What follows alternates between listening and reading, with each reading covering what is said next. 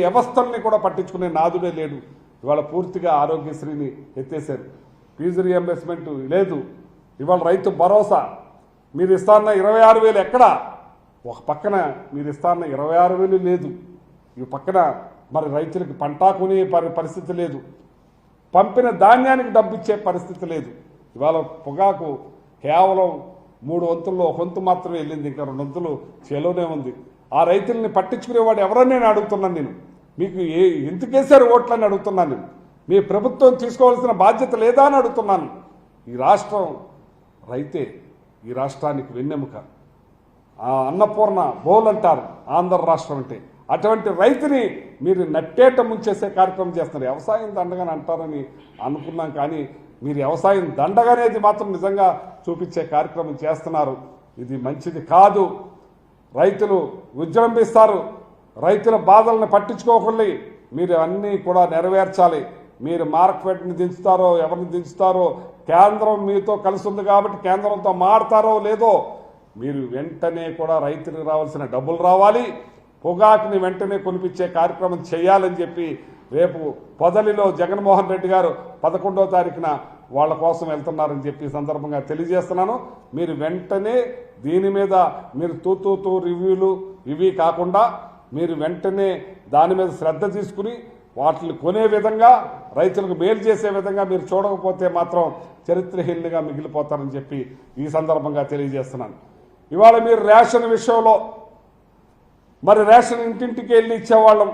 ఇవాళ మీరు వచ్చేసి మీకు ఎక్కడెక్కడితో మోసం జరిగిపోతుంది, ఇక్కడ రైస్ అమ్మేసుకుంటున్నారని మీరు మరి రేషన్ షాపుల్లో ఇచ్చే కార్యక్రమం 1వ తారీఖు నుంచి మొదలెట్టారు. ఇవాళ ఎండలో వానలో మరి తడిసి ఒక అనంతపురంలో ఒక ఆవిడ చనిపోతే, ఇంకో చోట ఒకసారి చనిపోతే ఇవాళ ఎంతమంది అల్లాడిపోతున్నారు ఈ రేషన్ కోసం. కానీ మీరేదో కొండనాలకు మందు వేస్తే ఉన్ననాలకు ఊడిపోయిందన్నట్టుగా ఇవాళ వైజాగ్లో లారీలు రైస్ని తరలించే కార్యక్రమం ఎన్నిసార్లు పట్టుకున్నా రోజు కూడా పేపర్లో వస్తానే ఉన్నాయి. మీరు మొత్తం టోకుగా సేల్ చేద్దామని చూస్తున్నారా అని చెప్పి నేను అడుగుతున్నాను. మా టైంలో మేము రైస్ పట్టుకునే వాళ్ళం. ఏ నెలకా నెల ఆక్షన్ పెట్టే కార్యక్రమం చేసేవాళ్ళం. 29 రూపాయలు 30 రూపాయలకి మేము అమ్మే కార్యక్రమం చేసాం. ఇవాళ మీరు ఏం చేస్తున్నారు? Seize the ship, start the ship. మరి గోడౌన్స్ని అన్నింటినీ కూడా సీజ్ చేశారు. ఏ ఒక్క బస్తా అయినా ఆక్షన్ పెట్టారా అని నేను అడుగుతున్నాను. ఏం చేశారా రైతులని అడుగుతున్నాను నేను. అంటే మీరే దగ్గరుండి తరలిస్తున్నారా అని చెప్పి అడుగుతున్నాను. ఇవాళ పట్టుకున్న బియ్యాన్ని మీరు 1 ఇయర్ అయింది. ఈ 1 అవర్లో మీరు రైస్ని ఏం చేశారని అడుగుతున్నాను. ఎంత పట్టుకున్నారని అడుగుతున్నాను. ఇదే మీరు ఎండియూ బళ్ళు మీద చాలా జరిగిపోయింది, చాలా అవినీతి చేసేస్తున్నారు, రైస్ని అమ్మేస్తున్నారు అని అంటున్నారు. ఎన్ని వేల క్వింటాలు మీరు ఆక్షన్ పెట్టారు? ఎన్ని వేల క్వింటాలు పెట్టుకున్నారు చెప్పండి. ఇవాళ మీరు రోజు పేపర్లో చూస్తున్నారు, ఇక్కడ ఇన్ని క్వింటాలు బండి పట్టుకున్నాం, కోనసీమలో పట్టుకున్నాం, వైజాగ్లో 2 సార్లు పట్టుకున్నారు, రాజమండ్రిలో పట్టుకున్నారని చెప్పి. ఇవాళ మీరు ఏంటి మీరు చేసేదని చెప్పి నేను అడుగుతున్నాను.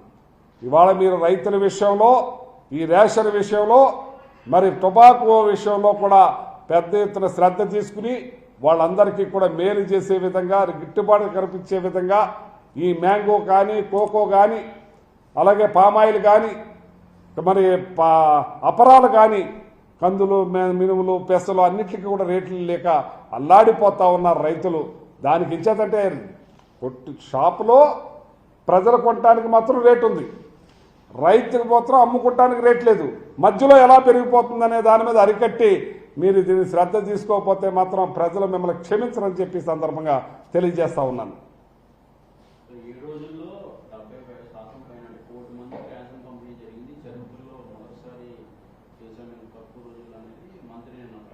కోటి 45 లక్షల మంది కార్డులుంటే 1 కోటి మందికి చేశామని చెప్తున్నారు. ఏం చేశారు, ఎలా చేశారు అనేది ఇప్పుడు మీకు రోజు పేపర్లోనే చూస్తున్నాం. రోజు కూడా రేషన్ పట్టుకుంటాం, లారీలు పట్టి పోలీస్ స్టేషన్కి అప్పచెప్పే కార్యక్రమం జరుగుతూ ఉంది. ఈ టోకుగా ఈ వ్యాపారాన్ని దోసుకుంటానికి ఈ కార్యక్రమం పెట్టారు. మేము అప్పుడు ఎండిఓ బళ్ళు వాళ్ళకి మేలు చేసాం, రేషన్ షాపుల వాళ్ళకి మేలు చేసాం. మళ్ళీ ఎలక్షన్ అయిన తర్వాత వాళ్ళకి కమిషన్ కూడా పెంచుతామని చెప్పాం రేషన్ షాపుల వాళ్ళకి.